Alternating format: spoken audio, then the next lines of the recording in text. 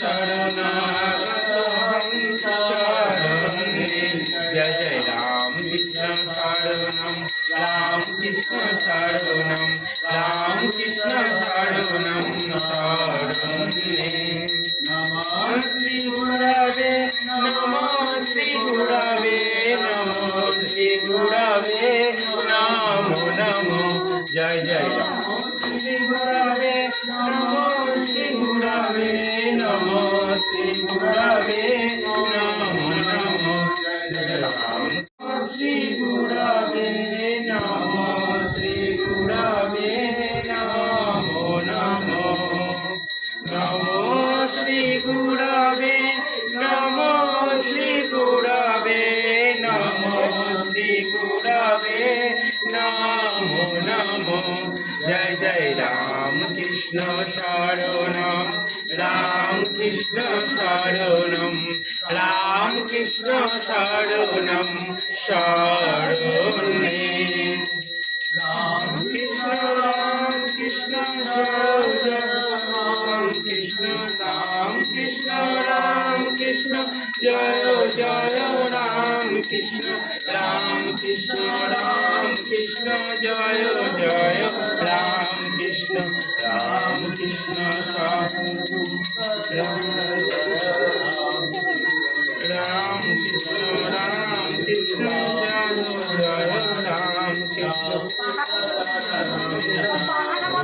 মহারাজ, আপনাদের এই তোতাপুরি আশ্রমে Swami Vivekananda social service organisation যে এসছে, আপনার অনুভূতিটা কি?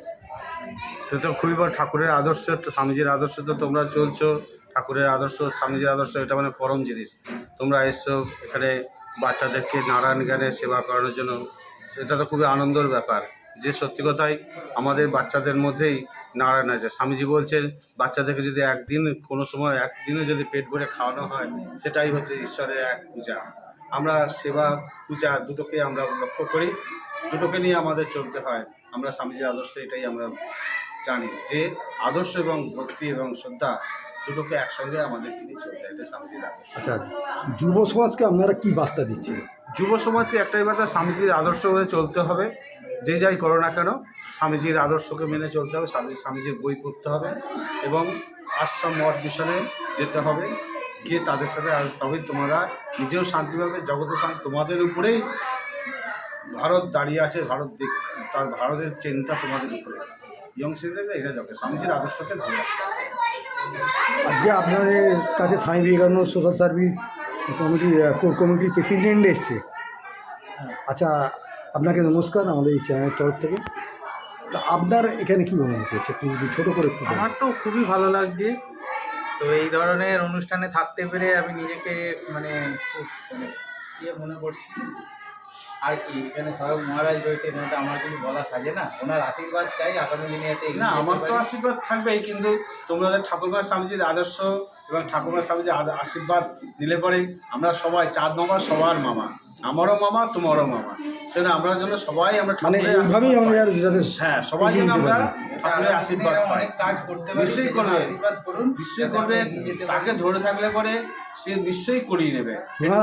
চলতে পারবো না তো বিশেষ আমাদের নিচে ভাগ্যবান মনে হয়। ঠাকুর নিজে বলে গেছেন এক টাং বাড়াও, এক টাং বাড়ালে স্বামীজি বলছে উদ্দেশ্য যদি ঠিক থাকে সে কাজ সাকসেসফুল হবেই।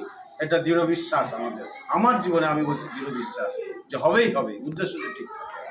অশেষ ধন্যবাদ আপনাকে, অশেষ ধন্যবাদ। আমাদের এই সামর্থ্য অনেকের আছে, ভাগ্য কজনের? না না, পয়সা অনেকের মানুষের কাছে আছে, ভাগ্যটা কজনের? উদ্দেশ্য, এই সৎ চিন্তা, সৎ ভাবনা, এই আদর্শটা কে দিয়েছে? ভগবান দিয়েছে। ভগবানের আদর্শতেই আমরা তার চিন্তাতেই আমরা এগুলো করছি। এটাই ঠাকুর বলেননি যে তুই আমাকে ফুল দে, মালা দে, জল দে, এই দে, ফল দে, বলেনি। আমরা নিজেরা ভালোবাসি বলে ঠাকুরকে আমরা করি। সেরকম আমরা জানি ভক্তদের মধ্যে, সন্তানদের মধ্যে, গরিব মানুষদের মধ্যে যে তার ভগবান বিরাজ করছে। সেই জন্য তাদেরকে সেবা করা, তাদেরকে প্রসাদ খাওয়ানো। এই আমরা রাস্তায় প্রসাদ খাওয়াই, একটা বাটিতে খিচুড়ি আর পায়েস খাওয়াই। উদ্দেশ্য কার মনে কি আধার আছে আমরা যাই না, কোথা থেকে তার মধ্যে আধ্যাত্মিকতা জাগ্রত হয়ে যাবে যাই না। আপনাকে একটা ছোট প্রশ্ন, তাহলে আপনি বলছেন মানুষের মধ্যেই ভগবান বিরাজ করছে? নিশ্চয়ই। মানুষের মধ্যে তো ভগবান বিরাজ করে। আজকে ঠাকুর শ্রীরামকৃষ্ণ শাস্ত্র বলছে ভক্তের হৃদয় ভগবানের বৈঠকখানা, সর্বভূতে সর্বং খালিন্দাং ব্রহ্ম, সর্বত্র ভগবান বিরাজ করছে, যেটা আমরা শাস্ত্রে তো আমরা পাচ্ছি। তো অশেষ ধন্যবাদ আমাকে। জয় রামকৃষ্ণ, ভালো থাক।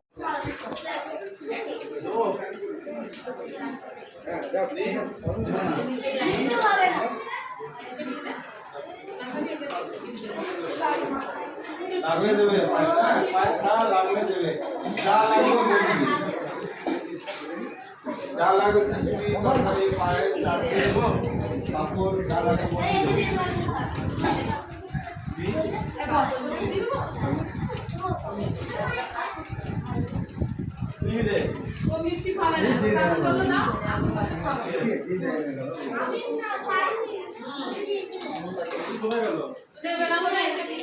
ঠিক আছে, আমি পরে দিয়ে যাবো, ঠিক আছে।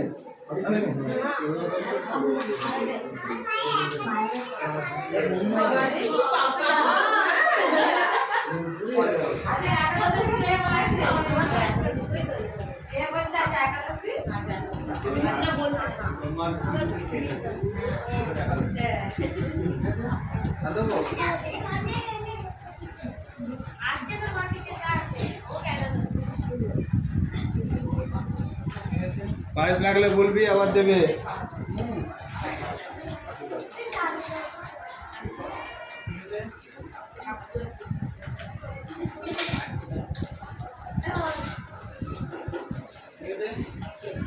তুই পরে আবার ঘুরে যাবে।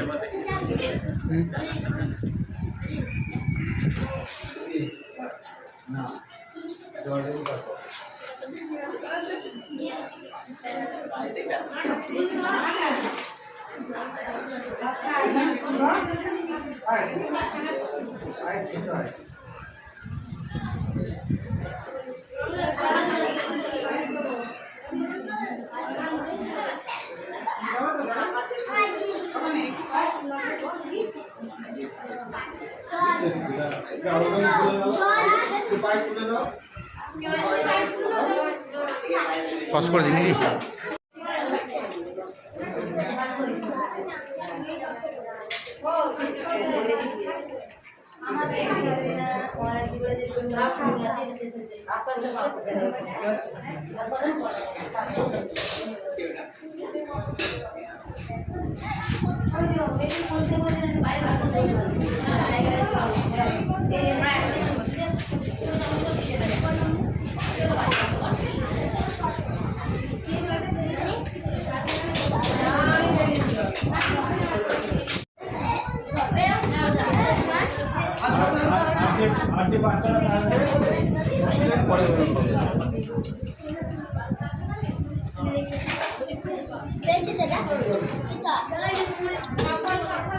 ওদের